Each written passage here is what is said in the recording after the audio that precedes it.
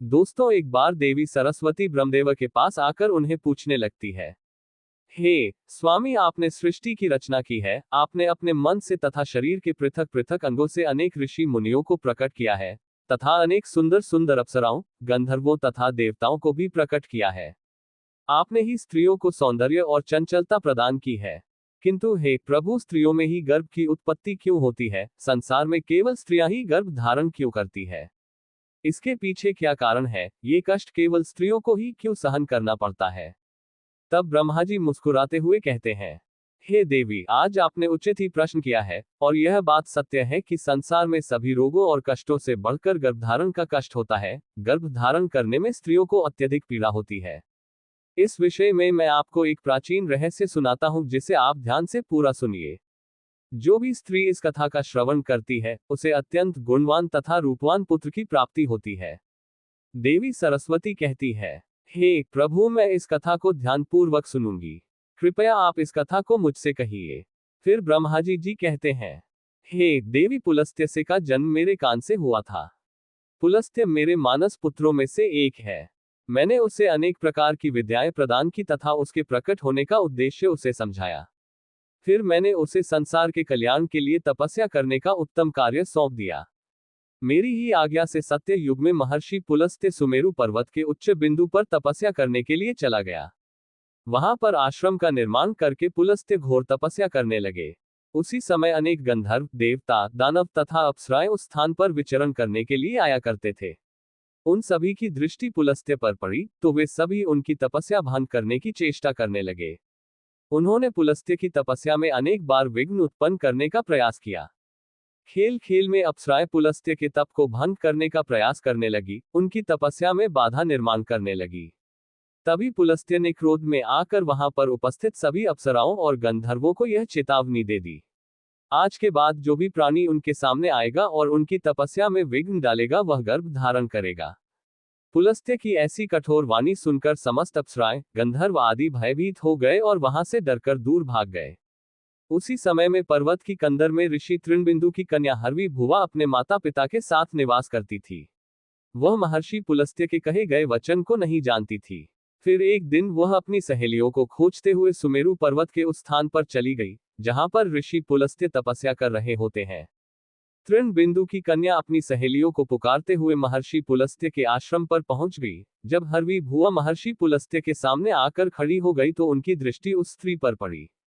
महर्षि पुलस्त्य की दृष्टि पड़ते ही पुलस्त्य के श्राप का प्रभाव उस पर पड़ने लगा। तत्काल ही उसका शरीर पीला पड़ने लगा और वह उसी क्षण गर्भवती हो गई। अचानक स्वयं के शरीर में इस प्रकार का विचित्र बदलाव देखकर हरवी भुआ अत्यंत घबरा गई। उतने में ही उसकी संख्या उस स्थान पर आ गई तो हरवी भुआ ने उन्हें उस घटना के बारे में बता दिया। फिर हरवी भुआ की सहेलियां उसे लेकर उसके पिता के घर पर चली गई। वहां जाकर हरवी भुआ ने अपने पिता को सारा वृतांत सुना दिया। अपनी पुत्री की यह बात सुनकर महर्षि तृणबिंदु को बड़ा दुख हुआ।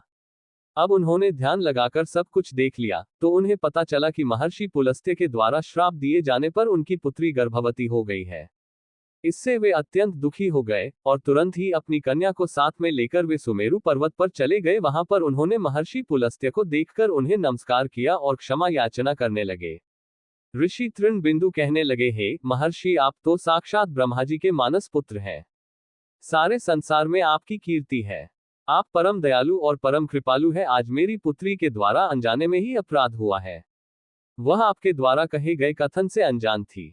आप ही के श्राप के कारण आज मेरी पुत्री गर्भवती हो गई है। ये संसार की पहली स्त्री है जो गर्भवती बनी है। इसीलिए हे मुनिवर, अब मेरी पुत्री से कौन विवाह करेगा? इसे तो कलंक लग जाएगा। इसीलिए मैं आपसे प्रार्थना करता हूँ कि आप मेरी कन्या को पत्नी के स्वरूप में ग्रहण कीजिए। मेरी कन्या सर्वगुण संपन्न है, उसके मन में किंचित मात्र भी दोष नहीं है। वह अनजाने में ही आपके श्राप को ग्रहण किया है। ये सदैव ही आपकी सेवा में तत्पर रहेगी। इस प्रकार से ऋषि तृणबिंदु ने आदरपूर्वक महर्षि पुलस्त्य से विनती की। तृणबिंदु के आदर सत्कार और स्तुति से महामुनि पुलस्त्य अत्यंत प्रसन्न हुए और हरवी भुआ को दिए गए श्राप से उन्हें बड़ा दुख हुआ। फिर उन्होंने ऋषि तृणबिंदु को आश्वासन देते हुए कहा, हे मुनिवर, मैं आपकी स्तुति से अत्यंत प्रसन्न हूँ। मेरे ही श्राप के कारण तुम्हारी कन्या गर्भवती हुई है, इसलिए मैं तुम्हारी कन्या को मेरी पत्नी के रूप में ग्रहण करता हूँ। इसीलिए तुम अब चिंता ना करो। इस प्रकार से महर्षि पुलस्त्य ने तृणबिंदु की कन्या हरवीर भुवा को पत्नी के रूप में स्वीकार किया। तदनंतर तृणबिंदु की कन्या हरवीर भुवा महर्षि पुलस्त्य के साथ उनके आश्रम पर ही रहने लगी और दिन रात सच्चे हृदय से उनकी सेवा करने लगी। महर्षि पुलस्त्य भी देवी हरवीर भुवा की निस्वार्थ सेवा, पतिव्रता धर्म और भक्ति से अत्यंत प्रसन्न हुए और उनसे कहा, हे देवी, मैं तुम्हारी सेवा और भक्ति से अत्यंत प्रसन्न हो, इसलिए मैं तुम्हें मेरे ही समान पुत्र की प्राप्ति होने का वरदान देता हूँ। जिस समय तुम मेरे सामने आई थी उस समय मैं वेदों का पाठ कर रहा था और तुमने वेदों का श्रवण भी किया है, इसलिए तुम्हारा पुत्र चारों वेदों में पारंगत होगा और समस्त संसार को वेदों का ज्ञान प्रदान करेगा। तुम्हारा ये पुत्र सारे संसार में विश्रवा के नाम से प्रसिद्ध होगा। फिर कुछ समय के उपरांत देवी हरवी भुवा ने एक अत्यंत गुणवान पुत्र को जन्म दिया। महर्षि पुलस्त्य के कथनानुसार उस पुत्र का नाम विश्रवा रखा गया। विश्रवा अपने पिता महर्षि पुलस्त्य के समान ही विद्वान, सत्यवादी और धर्म का पालन करने वाले थे। उनकी ख्याति संपूर्ण विश्व में हुई। उनकी कीर्ति और महानता को देखते हुए महर्षि भारद्वाज ने अपनी पुत्री का विवाह उनके साथ कर दिया। फिर ऋषि विश्रवा की पत्नी के गर्भ से एक पुत्र का जन्म हुआ जिसका नाम वैश्रवण रखा गया। वैश्रवण का ही एक नाम कुबेर है। कुबेर जी ने ब्रह्मा जी को प्रसन्न करने के लिए कठोर तपस्या की। फिर कुबेर की तपस्या से प्रसन्न होकर ब्रह्मदेव ने उन्हें वरदान दिया और उन्हें उत्तर दिशा का स्वामी तथा धन अध्यक्ष बना दिया। इसके साथ ही मन की गति से चलने वाला पुष्पक विमान कुबेर को भेज दिया।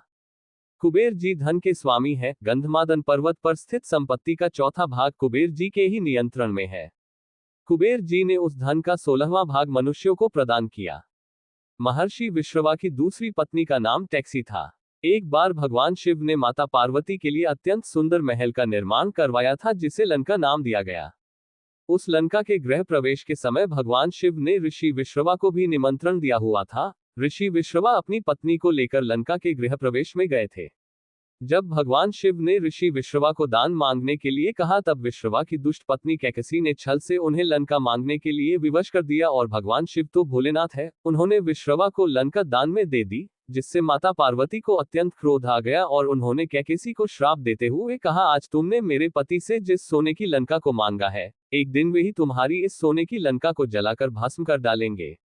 जिसके बाद विश्रवा जी ने भगवान शिव द्वारा प्रदान की गई सोने की लंका को अपने पुत्र कुबेर को प्रदान किया, किंतु बाद में कैकसी के पुत्र रावण ने कुबेर से वह लंका छीन ली। लेकिन त्रेता युग में भगवान शिव के अवतार हनुमान जी ने उस सोने की लंका को जलाकर भस्म कर डाला। ब्रह्मदेव कहने लगे, हे देवी, इस प्रकार से महर्षि पुलस्त्य के श्राप के कारण संसार की स्त्रियां गर्भवती होती है।